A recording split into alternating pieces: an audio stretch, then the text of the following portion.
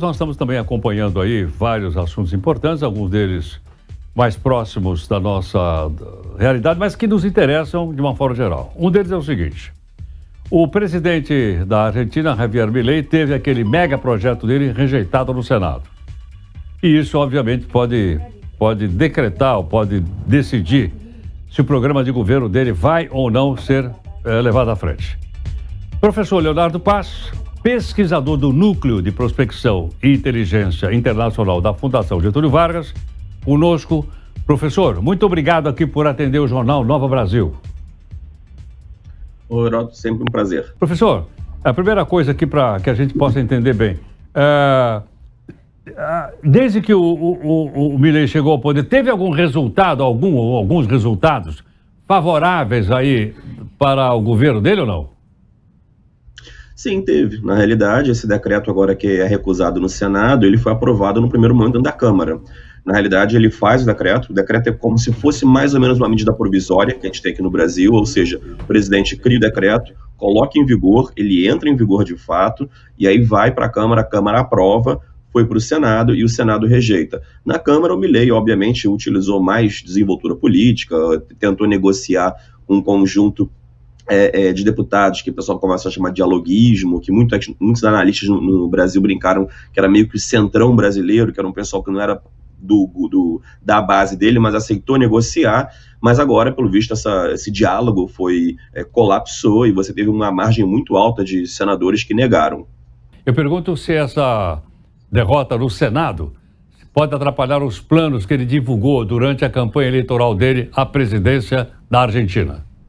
Não necessariamente atrapalha completamente, porque essa lei, esse decreto, né, a DNU, ainda volta para a Câmara e a Câmara pode aprovar e aí a coisa funciona. Agora, é um indicador muito forte de que as coisas não estão boas dentro da negociação. Você tem, inclusive, partido da base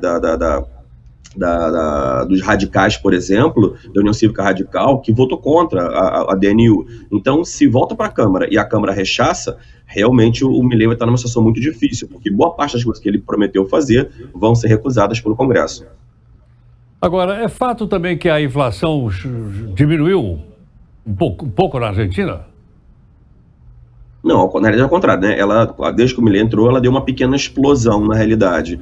O que é completamente razoável, porque você tinha um conjunto de valores, um conjunto de preços que eram controlados, como o preço do mercado, o preço de aluguéis, eram todos controlados. E o Milei, ele basicamente, com esse decreto, ele tira qualquer tipo de controle do Estado, tanto dos preços de bens, né, de comida, de coisas de mercado, como do aluguel. Então ela dá um primeiro pique, de fato, muito grande, e agora, em tese, nesse último mês, ela conseguiu estabilizar um pouco.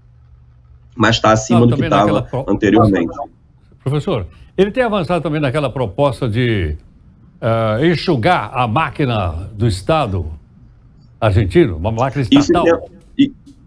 Isso ele tem avançado sim, né? Ele tem feito uma série de cortes. Há quem argumente que é muita coisa de perfumaria, que é vender os carros do governo, que isso não gera efetivamente algum tipo de superávit, mas ele realmente tem, acho que, se esforçado em fazer grandes cortes nesse tipo de coisa. Cortou muito da comunicação pública, cortou muita coisa de logística do executivo, enfim, mas nesse caminho, de fato, ele está alinhado com o que ele prometeu. Marca também uma mudança política importante para a Argentina, uma mudança político-ideológica da Argentina?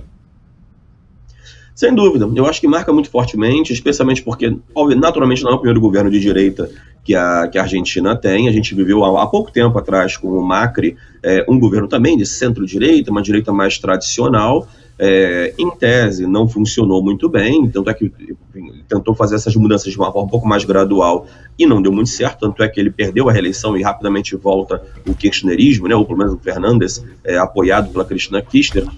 Agora, também volta agora com uma força muito maior, um político que não é exatamente só de direita, né? Um direita libertário, ou muita gente considera mais extrema-direita. Então, eu acho que sim, marca uma questão muito forte de uma mudança, pelo menos nesse momento conjuntural, de ideologia para tentar liberar as amarras do governo, da economia e da sociedade. Que, de fato, a Argentina era um país que vinha com amarras muito duras, né? Quer dizer, era um país que, de fato, o governo era muito penetrado na vida social. O Milei quer fazer isso de uma forma de rompante, de uma vez só, dado que, na opinião dele, com o Macri não funciona gradual, ele tenta fazer quase de uma vez só. Vamos ver se isso prospera ou não. Agora, professor, os sindicatos ainda representam força política importante na Argentina? Sem dúvida, representam, tendem a ficar um pouco mais enfraquecidos, algumas dessas leis vão enfraquecendo os sindicatos, é um pouco parecido com o que aconteceu no Brasil, diferente no sentido das leis, mas é semelhante no sentido de como funcionou, quando você entra a lei trabalhista, por exemplo, que reduz a capacidade dos sindicatos coletarem seus recursos com os trabalhadores, que permite os trabalhadores não quererem contribuir para sindicatos que não se veem representados, isso diminui muito a receita dos sindicatos aqui no Brasil. O que ele faz na Argentina é parecido, ele tenta também enfraquecer os sindicatos de alguma maneira, reduzindo a receita deles. Obviamente dificulta, né? Quer dizer, reduz a força dos sindicatos, entretanto, os sindicatos ainda são força política forte na Argentina, sim, e certamente vão ser uma pedra no caminho do Milei ao longo desses próximos anos. Perfeito. Professor, muito obrigado aqui por atender o Jornal Nova Brasil. Nada, sempre um prazer. Grande abraço. Muito obrigado, professor Leonardo Paz, pesquisador do Núcleo de Prospecção e Inteligência Internacional da Fundação Getúlio Vargas, explicando um pouco para a gente como é que está hoje a situação da Argentina. É nosso parceiro comercial importante, né? E um parceiro também da própria nossa história, a história do Brasil e da Argentina, estão ligados, como a gente sabe, né? Desde a época da colonização espanhola, portuguesa e vai por aí afora.